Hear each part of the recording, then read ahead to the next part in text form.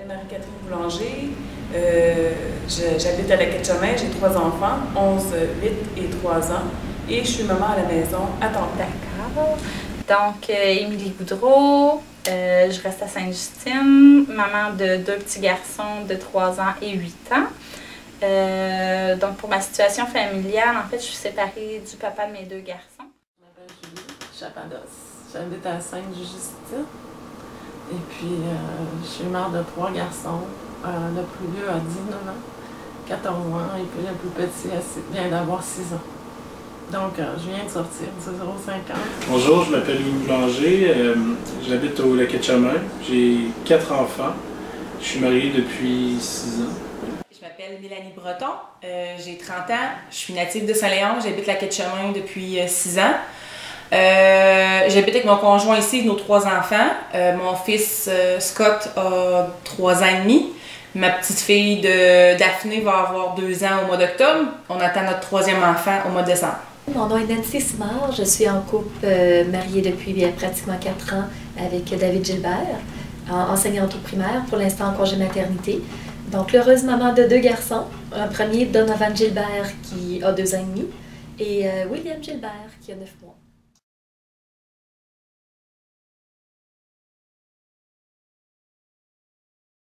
Moi, je trouve qu'au Québec, le gouvernement, autant au Québec qu'au Canada, on est vraiment choyé par rapport à d'autres pays.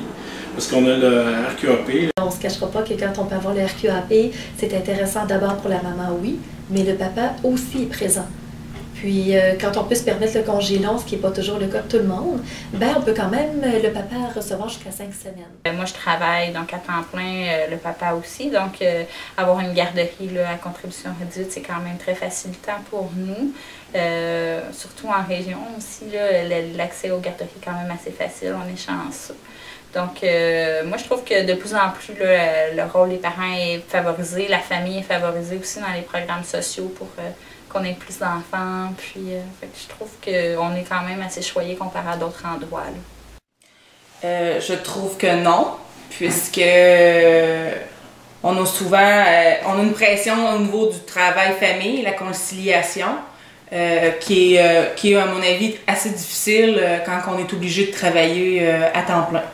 On recommande la garderie tout de suite, comme solution au problème, que ce soit un problème de langage, un problème d'isolement, plutôt qu'outiller les parents d'abord, et puis en deuxième choix, proposer la garderie. La garderie est tout de suite la première solution à tous nos problèmes, puis je pense que c'est pas comme ça qu'il faut faire.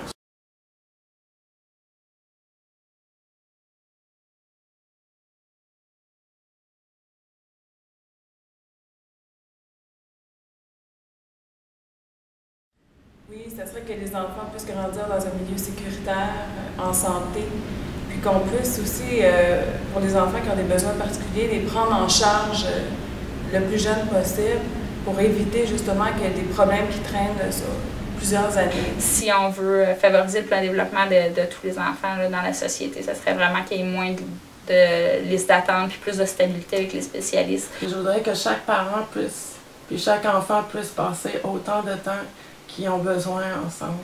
Puis que ce ne soit pas une question d'argent, que ce soit une question de choix. Que chaque famille manquerait jamais de rien, finalement, qui enrayer la pauvreté ou l'exclusion sociale, si on veut. Avec les employeurs et au niveau du gouvernement, qu'il y ait des programmes en place pour les mamans qui reviennent sur le marché du travail et qui ont des enfants, de pouvoir faire du temps partiel au lieu de faire du temps plein. Donc, s'il y avait des programmes comme ça, puis qu'il y aurait quelques mamans dans une entreprise qui décideraient ensemble de faire un temps complet, mais en divisant ça pour faire du temps partiel, je pense que ça pourrait aider vraiment les familles à avoir moins de stress.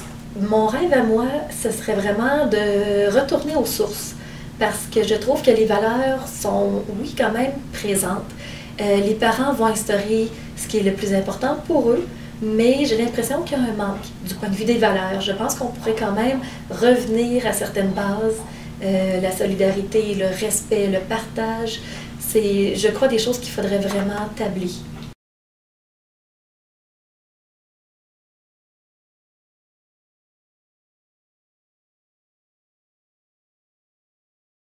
je pense que, comme le proverbe en Afrique le dit, dans le fond, ça prend tout un village pour élever un enfant. Fait que je pense que travailler en concertation, que tout le monde s'implique un peu dans l'avenir des enfants, là, ce serait vraiment ce qui est le mieux à faire dans la société. C'est d'avoir des gens engagés qui vont être là d'une année à l'autre, puis qui vont revenir, puis qui vont pouvoir soutenir la famille.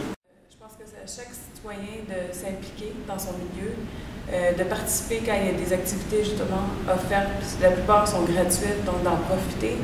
De favoriser aussi les activités intergénérationnelles, parce que je pense que chaque génération peut s'apporter, donner des trucs positifs. Donc, ça serait ça.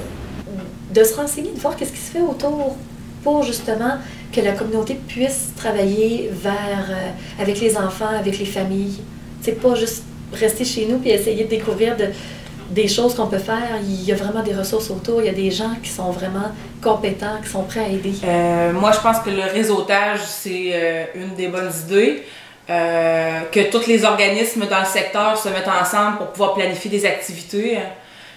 Puis d'être en contact ou d'avoir un lien qui permettrait de rejoindre toutes les jeunes familles de la place pour que les parents puissent se connaître puis qu'ils puissent organiser ensemble des activités ou des ateliers afin de se connaître. Ça peut nous aider pour développer un lien.